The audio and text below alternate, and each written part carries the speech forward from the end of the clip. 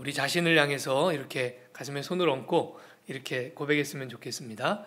나는 아바의 사랑받는 자녀입니다. 나는 아바의 기쁨입니다. 아멘. 코로나로 인해서 우리가 성도의 교제를 나누는 일이 참 많이 위축되어 버렸습니다. 그래서 많은 시간이 아쉬움을 남기고 흘러가는 느낌이 듭니다. 우리가 다시 마음껏 자유를 이제 만끽하고 또 자유롭게 성도의 교제를 이루어갈 그런 날이 분명히 다시 올 텐데, 그 기간 동안에 저는 이런 생각을 하게 됩니다. 이 시간이 우리의 목마름을 일깨우는 시간이구나. 우리가 아무렇지 않게 하던 일들, 우리가 당연하게 여기고 그냥 너무 당연해서 별로 소중한지 몰랐던 그런 것들이 이제 와서 보니 참 소중한 일이었고 참 귀한 일이었구나 하는 것을 느끼게 되죠. 그러면서 목마름이 일깨워지고 있는 것 같습니다. 부디 바라기는 우리가 다시 자유롭게 성도의 교제를 나눌 수 있는 때가 오기 전까지 그 목마름을 계속해서 키워가기를 바랍니다. 그래서 우리가 다시 그날을 맞이했을 때는 우리가 누리는 것이 참 귀하고 소중하다 하는 것을 더 깊이 깨닫게 되기를 바랍니다. 밀양아리랑의 한 대목에 이런 가사가 있죠. 동지섣달 꽃 본 듯이 날 좀 보소 하는 가사가 있습니다. 지난 한 주 동안에 여러 분들이 교회로 찾아와 주셔서 같이 교제하고 또 축복 기도도 하고 그런 시간을 가졌습니다. 얼마나 고맙고 감사한 시간이었는지 모릅니다. 그래서 제 마음이 꼭 그랬어요. 동지섣달 꽃 본 것 같은 그런 마음이었습니다. 근데 더 감사한 것이 있었는데, 그게 뭐냐면 함께 기도 제목을 나누면서 우리 성도님들 안에 그냥 삶에 이런 게 이루어졌으면 좋겠고 이런 바람이 있고 그런 기도만 있는 것이 아니라 하나같이 예수님 더 닮기를, 더 예수 그리스도 안에서 성숙해지기를 바라는 기도의 제목이 있구나 하는 것을 알고는 그 마음에 참 기쁨이 되었습니다. 삶에 바라는 것들도 있고 삶에 소망하는 것들도 있지만 그 기도 제목들 안에 하나님을 더 알기 원합니다. 하나님 안에서 더 성숙해지기를 원합니다. 믿음의 더 장성한 분량으로 가기를 원합니다 하는 그런 소원을 가지고 있다 하는 것이 참 우리 안에 이루어 주신 하나님의 은혜의 증거인 것 같습니다. 우리 안에 그런 기도의 제목이 있고 기도의 소원이 있다고 하는 것은 우리가 하나님의 꿈을 나누고 있다고 하는 아주 중요한 증거겠죠. 그래서 오늘은 믿음이 자란다고 하는 게 어떠한 것인가 하는 이야기를 함께 나누어 보려고 합니다. 믿음이 자란다고 하는 것은 굉장히 다양한 차원에서 설명이 가능할 거예요. 오늘은 그 중에서도 마태복음이 말하는 제자도, 마태복음의 제자도에 입각해서 믿음이 자란다고 하는 게 어떤 건가 하는 걸 우리가 함께 나눴으면 좋겠어요. 오랜 시간 동안 교회는 질문하기가 좀 어려운 그런 문화를 가지고 있었습니다. 제가 어릴 때도 그랬고 지금도 많이 바뀌었지만 크게 사실 달라지지 않고 교회는 질문을 좀 이렇게 꺼리는 그런 분위기와 문화를 가지고 있죠. 질문을 하면 의심이라고 여기고요. 의심은 믿음의 반대라고 그렇게 여기는 문화가 있었습니다. 그래서 어떤 질문을 하면 이런 약간 핀잔 섞인 대답을 듣기 일쑤죠. 믿음이 없어서 그래. 네가 기도가 부족해서 그런 질문이 생기는 거야. 그런 의심이 드는 거야. 이런 핀잔을 듣기도 하고요. 또 일단 믿어. 그러면 알게 돼. 이런 대답을 듣기도 합니다. 이 대답이 틀렸냐? 꼭 그렇지는 않아요. 맞는 대답이에요. 우리가 더 깊은 기도의 세계로 들어가면 절로 해결이 되는 질문들이 많이 있죠. 우리가 더 믿음이 자라면 그러면 저절로 그거는 이런 거구나 하고 깨달아지는 부분들이 많이 생깁니다. 그리고 믿음의 세계 안에는, 영의 세계 안에는 스스로 믿음으로 그것을 받아들이기 전까지는 말로는 설명할 수 없는 이런 부분들이 분명히 존재합니다. 그래서 이걸 맛보아 알지어다 이렇게 말해줄 수밖에 없는 그런 부분들이 믿음의 세계 안에 분명히 있어요. 그래서 이 대답들이 다 틀린 대답은 아니에요. 맞는 대답이에요. 그런데 제가 훗날 알게 된 사실은 뭐냐면 의심은 믿음의 반대말이 아니더라는 것입니다. 의심은 오히려 믿음을 향해 나아가는 징검다리입니다. 우리가 어떤 의심이 생기고 어떤 질문이 생기고 의구심이 들 때 그 문제를, 그 질문을 제대로 처리할 줄을 몰라서, 그래서 의심은 믿음의 반대로 그렇게 작용해 온 것이지 본질상 의심 자체가 믿음의 반대는 아니에요. 오히려 그 의심을 통해서 또 그 질문을 통해서 더 성숙한 믿음으로 나가는 그런 징검다리 역할을 충분히 할 수 있죠. 온실 속에서 자라는 꽃이 있습니다.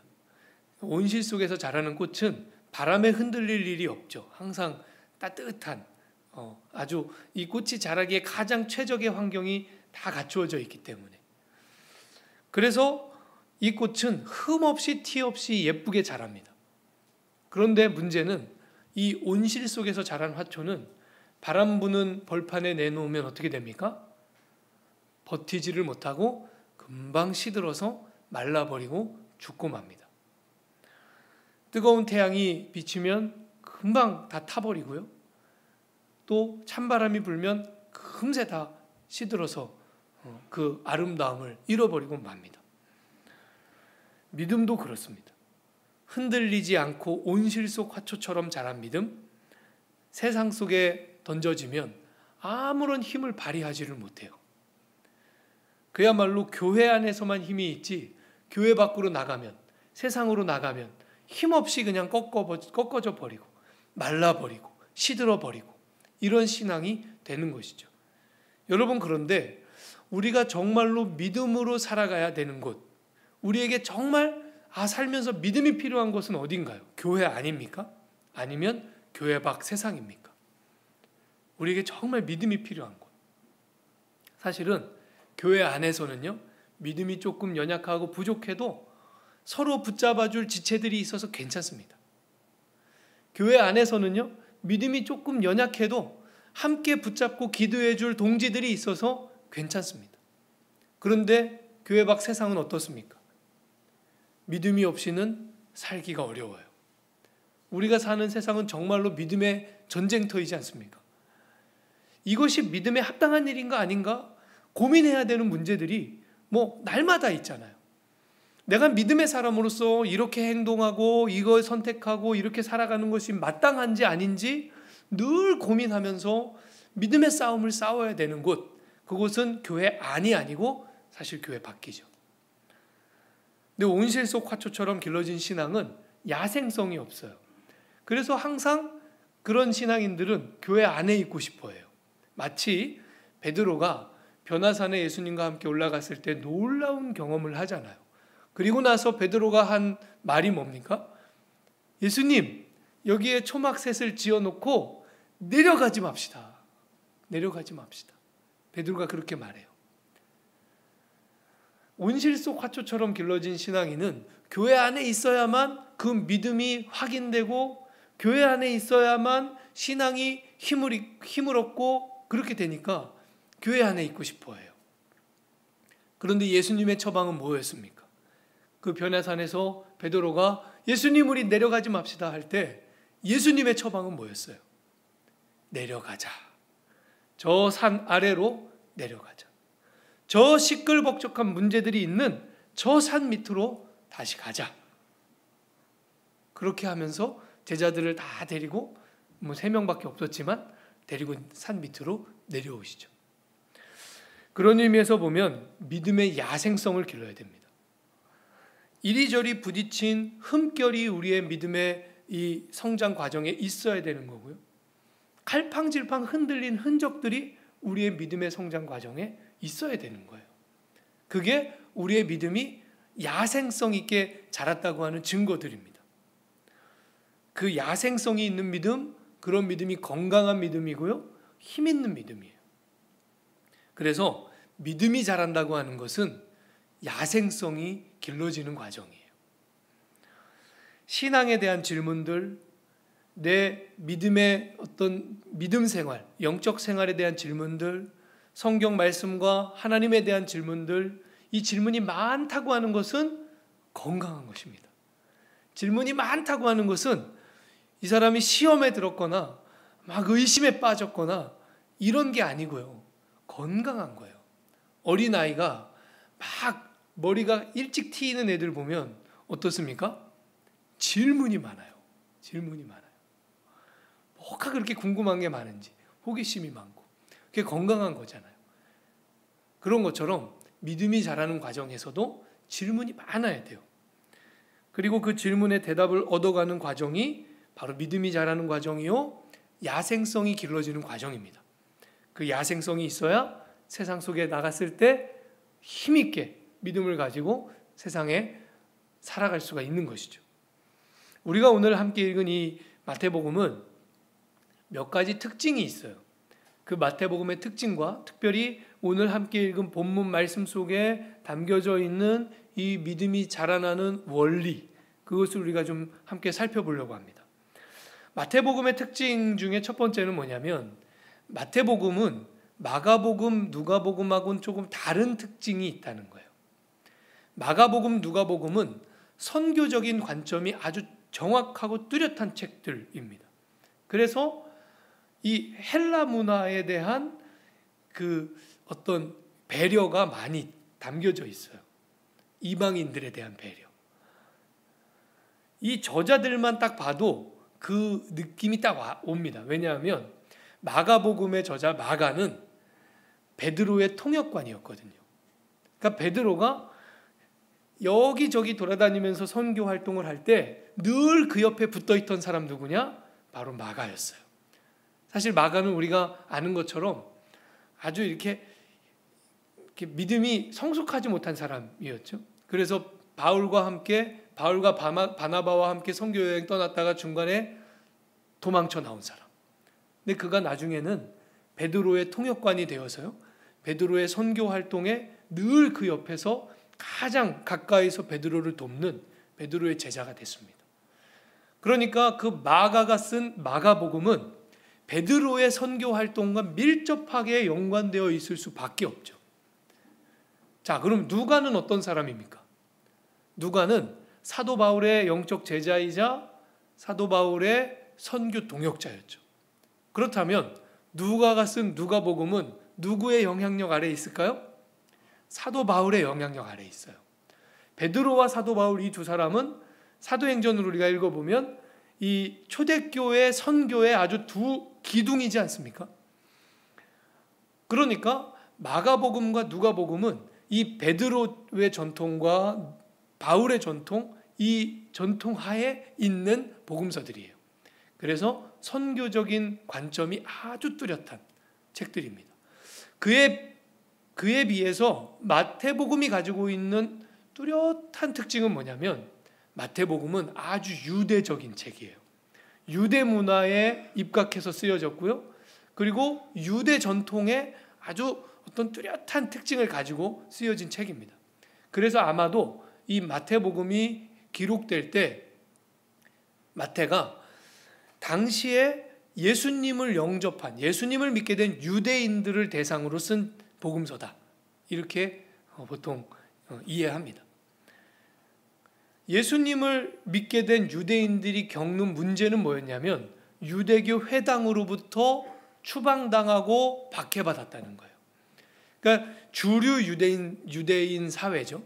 이 주류 유대인 사회로부터 추방되고 박해받는 사람들, 그들이 예수님을 주로 영접한 유대인들이었어요. 그래서 마태복음에는요, 유대교와의 갈등 관계, 대결 관계가 아주 뚜렷하게 나타납니다. 마태복음의 예수님은 누구하고 그래서 비교되냐면 모세하고 비교돼요. 그것을 전문적으로는 모세 유형론이라고 부르는데요. 마태복음의 예수님은 자꾸 모세하고 뭔가 이렇게 겹쳐요. 읽어보시면 그걸 알고 읽으면 느낌이 딱 와요. 모세하고 뭔가 굉장히 겹치게 기록되어 있다고 하는 것이. 그 대표적인 예가 무엇이냐면 산상수훈이에요. 여러분, 모세가 시내산에서 하나님의 율법을 받아서 이스라엘 백성들에게 주는 거잖아요. 그것처럼 예수님이 새 율법을 어디에서 선포해 주십니까? 산에서 선포해 주는 거예요. 산상수훈 자체가 사실은 모세를 대변하는, 모세보다 더 위대한 하나님의 아들 예수 그리스도, 이것을 우리에게 알려주는 그런 장면인 것입니다. 그래서 마태복음은 무엇에 관심이 있냐면 율법 해석의 진정한 권위자가 누구냐 하는 문제에 관심이 있어요. 유대인들은 당연히 모세라고 얘기하는 거죠. 율법 해석의 최종 권위는 모세에게 있다. 그런데 마태복음은 그게 누구에게 있다고 주장할까요? 예수님에게 있다. 예수님의 제자들은 율법 해석의 권세를 부여받은 사람들이다. 이게 마태복음이 주장하는 바입니다. 그리고 오늘 우리가 이제 다루려고 하는 부분, 본문하고 직접적으로 연결된 두 번째 특징은 뭐냐면 마태복음은 그렇기 때문에 구약 성경을 인용하는 장면들이 굉장히 많아요. 물론 다른 복음서들도 구약 성경을 인용하는 장면들이 있지만 특별히 마태복음은 구약 성경을 인용하는 장면들이 많아요. 왜냐하면 유대인들을 대상으로 기록했기 때문에. 오늘 23절도 그 장면 중에 하나죠. 23절에 보니까 보라 처녀가 잉태하여 아들을 낳을 것이요 그의 이름은 임마누엘이라 하리라 하셨으니 이를 번역한즉 하나님이 우리와 함께 계시다 함이라. 이 말씀 안에 구약 성경의 한 대목이 그대로 인용되어 있습니다. 이사야 7장 14절이에요. 보라 처녀가 잉태하여 아들을 낳을 것이요 그의 이름은 임마누엘이라 하리라. 여기까지가 이사야 7장 14절을 그대로 가져다가 인용한 부분이에요. 그리고 나서 그 뒤에 부분 하셨으니 이를 번역한즉 하나님이 우리와 함께 계시다 함이라. 이 부분은 이사야 7장 14절 말씀에 대한 마태의 첨언 내지는 해석이죠. 그런데 오늘 우리가 정말로 주목해야 될 말씀은 22절인데요. 왜 22절이 중요한가 하면 22절에는 마태가 23절, 그러니까 이사야 7장 14절 말씀을 가져다가 인용해야 했던 그 이유와 원리가 22절에 나오거든요. 22절 말씀해 보시면 이 모든 일이 된 것은 주께서 선지자로 하신 말씀을 이루려 하심이라 이르시되 보라 처녀가 잉태하여 이렇게 가는 거죠. 그러니까 22절은 이사야 7장 14절을 왜 가져왔는지 그 이유가 22절에 기록되어 있어요. 마태가 볼 때 이 예수 그리스도의 탄생이 그냥 된 일이 아니라는 거예요.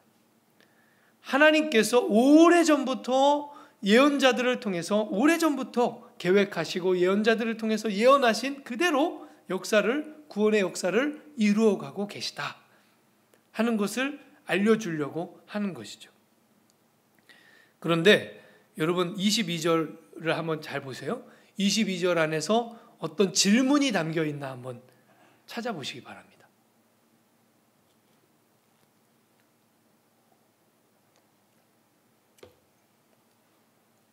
22절 안에 어떤 질문이 담겨 있나요?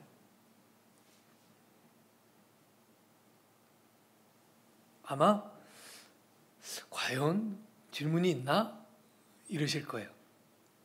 직접적으로 질문이 나타나 있지는 않아요.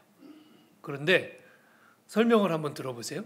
마태가 이 모든 일이 된 것은 이라고 결론적으로 말하기 전에 마태의 마음속에는 질문이 있었겠죠. 예수 그리스도께서 이 땅에 오신 이 놀랍고 위대한 이 사건이 아무 계획 없이 어느 날 우연히 갑자기 일어난 일일까? 하는 질문이 마태 안에 있었던 거예요. 이 놀라운 사건이 과연 어떻게 해서 이루어진 것일까? 그리고 예수 그리스도의 이 위대한 탄생의 참된 의미가 무엇인가 하는 질문이 마태 안에 있었던 것입니다. 그 질문에서부터 이 말씀은 시작된 거예요. 앞서도 말씀드린 것처럼 질문하는 신앙은 시험에 든 것도 아니고 의심에 빠진 것도 아닙니다. 의심은 나쁜 것도 아니에요. 오히려 오늘날 교회는 질문하는 신앙을 좀 가르치고 유도할 필요가 있어요. 너무 질문이 없어요. 궁금한 게 없어요. 신앙생활을 하면서 아무것도 궁금하지 않고 질문도 없고 좀 이상한 것입니다. 궁금한 게 있어야죠. 그렇다 보니까 온실 속 화초처럼 자라는 거예요. 교회 안에 있을 때는 그냥 아름다워 보이고 괜찮아 보이고 아무 문제 없어 보이지만 교회 밖으로 나가면 시들시들해지고 어려움을 겪고 그렇게 되는 것이죠. 그래서 자꾸 우리의 신앙이 삶의 문제들과 동떨어지고 괴리가 일어납니다. 삶에서 만나는 여러 가지 현실적인 문제들에 우리의 믿음과 신앙이 아무런 대답을 주지 못하는, 그건 좀 문제가 있는 것이죠. 우리가 삶에서 만나는 다양한 문제들에 우리의 신앙이 반드시 대답해 줘야 됩니다. 그런데 그런 과정이 없어지는 거예요. 질문하지 않으니까. 세 번째 마태복음의 중요한 특징이 있는데, 이 마태복음은 그 구조를 가만히 분석해보고 읽어보면 제자 훈련 교재처럼 쓰여져 있다는 사실입니다. 그래서 예수님의 산상수훈을 가장 세밀하고 정확하게 기록하고 있는 복음서가 바로 마태복음이죠. 다른 복음서에도 산상수훈이 있지만 그 내용이 마태복음처럼 정확하고 세밀하게 다 기록되어 있지 않아요. 토막으로 기록되어 있지. 그래서 마태복음의 제자도, 마태복음이 말하는 예수님의 훌륭한 성숙한 제자는 어떤 사람이냐? 바로 인생의 의미를 올바르게 해석할 줄 아는 사람. 그게 훌륭한 예수님의 제자다. 마태복음의 제자도예요. 우리가 몇 해 전까지 인기가 있었던 TV 프로그램 하나 있습니다. 냉장고를 부탁해 하는 프로그램이에요. 혹시 본 기억이 있으신가요? 유명한 사람들 냉장고를 스튜디오에다가 갖다 놔요.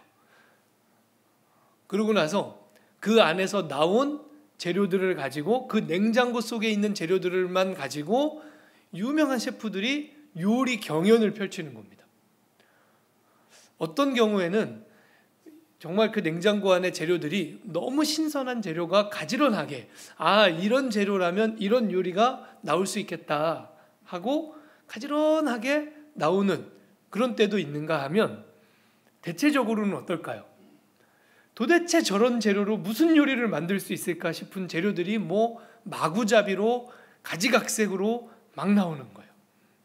그런데 놀라운 사실은요, 그런 재료들을 가지고 셰프들이 기가 막힌 요리를 만들어내요. 여러분, 우리 인생이 마치 우리 집 냉장고 같지 않습니까? 아마 정확하게 어떤 요리를 만들어야겠다, 그렇게 계획을 가지고 재료를 차근차근 준비한 것 같은 그런 인생은 세상에 거의 없을 겁니다. 대다수의 인생은 우리 집 냉장고처럼 각양각색의 재료들이 마구잡이로 들어있을 거예요. 또 어떤 때는 냉동고 깊숙한 곳에 저기에 저런 게 들어있었구나, 도대체 몇 년 동안 거기 있었는지 알 수도 없는 그런 재료들도 들어있잖아요. 우리 집 냉장고 아닙니까? 대다수 냉장고들이 다 그렇죠.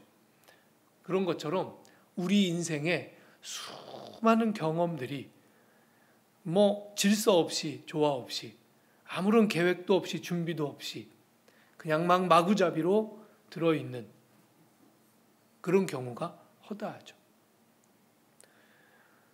그런데 좋은 제자, 훌륭한 예수님의 제자는 어떤 사람이냐? 그렇게 갑자기 툭툭 튀어나오는 도대체 질서 없는 그 재료들을 가지고 인생의 의미를 해석해내고 그 안에 담겨져 있는 하나님의 뜻과 계획을 발견해내는 사람, 그 사람이 예수 그리스도의 훌륭한 제자라고 마태복음은 우리에게 가르쳐주는 것입니다. 우리의 인생의 모양은 마치 질서 없는 냉장고 같지만 그 의미를 잘 해석해서 그 안에 담겨져 있는 하나님의 뜻과 하나님의 계획을 발견해내면, 그러면 그 인생이 비로소 아름다워지고 복되지고 질서 있어지고, 아, 구원받은 사람의 인생이 바로 저렇구나 할 수 있게 되는 것이죠. 그 과정을 잘 거쳐낸 사람이 바로 훌륭한 예수님의 제자입니다.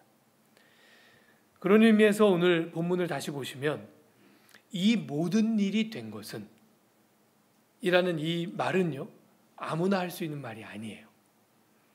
이 모든 일이 된 것은 이라고 담대하게 결과적으로 말할 수 있다고 하는 것은 예수 그리스도의 탄생의 의미가 무엇이냐 하는 문제를 가지고, 그 질문을 가지고 마태가 하나님의 말씀을 붙들고 씨름했다고 하는 증거입니다.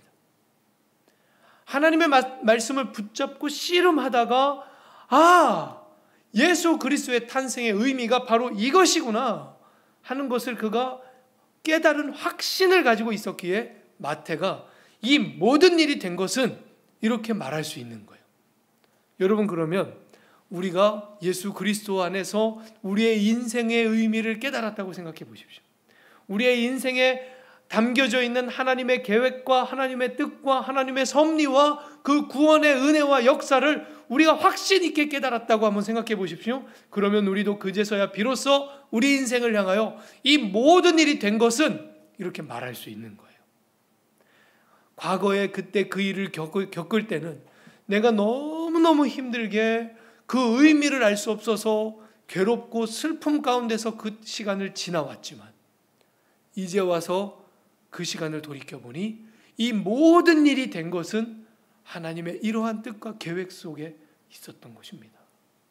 이렇게 말할 수 있는 사람, 그 사람이 바로 예수 그리스도의 성숙한 제자다. 그게 바로 마태복음의 제자도입니다. 여러분, 성경은 조리대입니다. 조리대. 우리가 조리대 위에 여러 가지 재료들을 올려놓고 그것을 손질하면서 요리가 만들어지는 거잖아요. 그런 것처럼 우리의 인생을 성경의 조리대 위에 올려놓아야 됩니다. 성경을 읽으면 성경의 인물들을 우리가 만나게 되죠. 아, 이런 인물 있었구나. 아, 이런 사람이 이런 일을 겪었구나. 그런 걸 보게 됩니다. 그리고 그 성경의 인물들 속에서 역사하신 하나님을 만나게 됩니다. 그러니까 성경을 읽으면서 우리가 사실은 성경의 인물도 만나고 하나님도 만나게 되죠. 그런데 성경을 읽으면서 반드시 꼭 만나야 되는 한 사람이 있어요. 그게 누굴까요? 꼭 만나야 됩니다. 바로 나 자신입니다. 우리가 성경을 읽으면서 나 자신을 만나야 돼요. 성경의 조리대 위에 내 인생을 올려두고 하나님의 말씀으로 내 인생을 비춰보고 하나님의 말씀으로 내 인생이 재조명되고 내가 그냥 흘려버렸던 의미가 다시 발견되고 내가 알 수 없어서 답답한 채로 그냥 지나왔던 그 시간들의 의미가 다시 해석이 되고, 그러면서 우리의 인생이 하나님의 말씀 앞에, 아, 내 인생을 향한 하나님의 뜻과 계획이 이런 것이었구나. 하나님이 내 인생을 그냥 마구잡이로 축구공 차듯이 뻥뻥 차면서 오신 것이 아니라 하나님의 놀라운 계획과 은혜와 섭리 안에서 내 인생을 이제까지 이끌어 오셨구나 하는 것을 깨닫는 것입니다. 성경의 조리대 위에서 우리의 인생이 요리가 되는 것이고요. 성경의 눈으로 우리의 인생이 다시 재해석되는 것이죠. 그래서 때로는 우리가 인생을 살다가, 아, 지금 내가 겪고 있는 이 일이 꼭 성경 속의 야곱 같다. 내가 지금 겪고 있는 이 일이 꼭 성경 속에 누구 같다 이렇게 느껴지는 그런 사건들, 그런 영적인 사건들이 우리 안에서 일어나야 되는 거죠. 이제 우리가 오늘부터 36주 동안 여행을 시작합니다. 제가 감히 이것을 여행으로 부르고 싶어요. 어떤 여행이냐? 성경 여행입니다. 주보를 보시면 지금까지 제 설교가 요약돼서 들어가 있던 면에 오늘부터는 전교인 성경 퀴즈 이렇게 들어가 있습니다. 그리고 창세기 1장부터 25장 이렇게 써 있죠. 이번 한 주 동안 우리가 다 같이 읽을 말씀이 창세기 1장부터 25장이에요. 이렇게 주별로 읽을 분량이 이제 나갈 거예요. 그럼 한 주 동안 어떤 분은 오늘 집에 댁에 돌아가셔서 내가 주일날 다 읽을 거야. 그리고 다 읽으셔도 돼요. 어떤 분은 내가 1년 동안 12번 읽어야겠다. 네. 그런 마음을 굳게 드신 분들은 한 주 동안 이 분량을 12번 읽으시면 돼요. 그렇게 이제 성경 통독을 같이 하는 겁니다. 제가 이것을 36주 동안의 성경 여행이라고 표현하고 싶어요. 지금 우리 여행 다 못 다니잖아요. 코로나 때문에. 해외여행은 다 지금 아예 못하는 상태고요. 그런데 해외여행은 못 가지만 우리의 영혼의 여행, 아주 고귀한 여행, 그 여행을 여러분에게 소개하고 여러분을 그 여행으로 초대합니다. 앞으로 36주 동안 성경 여행을 우리가 함께 떠나기를 원합니다. 해외여행과는 비교할 수 없습니다. 놀라운 여행이요, 우리의 구원을 인도하는 여행입니다. 마태가 성경의 말씀을 붙잡고 질문을 가지고 그 말씀을 가지고 씨름하다가 예수 그리스도의 탄생의 의미를 한 단어 속에서 발견하게 되는 거예요. 임마누엘. 예수 그리스도의 탄생의 의미가 여기에 있었구나. 임마누엘. 하나님이 우리와 함께 계시다. 이 임마누엘이라는 단어 속에서 예수 그리스도의 탄생의 의미를 마태는 발견했던 것처럼 여러분, 우리가 성경을 여행하는 동안에 우리 인생을 향한 하나님의 뜻과 계획과 의미들을 발견할 수 있기를 바랍니다. 그래서 우리도 마태처럼 담대하게 우리 인생에 대하여서 이 모든 일이 된 것은 이렇게 담대하게 설명하고 말할 수 있는 그러한 믿음의 사람들, 그러한 예수 그리스도의 제자들이 다 될 수 있기를 주님의 이름으로 축원합니다. 기도하겠습니다. 하나님 아버지, 감사합니다. 오늘 마태가 이 모든 일이 된 것은 이라고 담대하게 설명할 수 있는 그 믿음의 확신을 가졌던 것처럼 그 믿음의 확신을 가지기까지 마태가 겪었던 그 과정들을 우리도 겪기를 원합니다. 하나님의 말씀 안에서 우리의 인생이 재발견되게 하시고 다시 해석되게 하시고 의미를 알 수 없었던 시간들의 그 의미가 다시 조명되게 하여 주셔서 아버지 앞에서 우리도 이 모든 일이 된 것은, 또한 세상 사람들 앞에서 이 모든 일이 된 것은 그것을 담대하게 고백하며 설명할 수 있는 그런 믿음의 성숙한 제자들이 다 되게 하여 주시옵소서. 예수님의 이름으로 기도합니다. 아멘.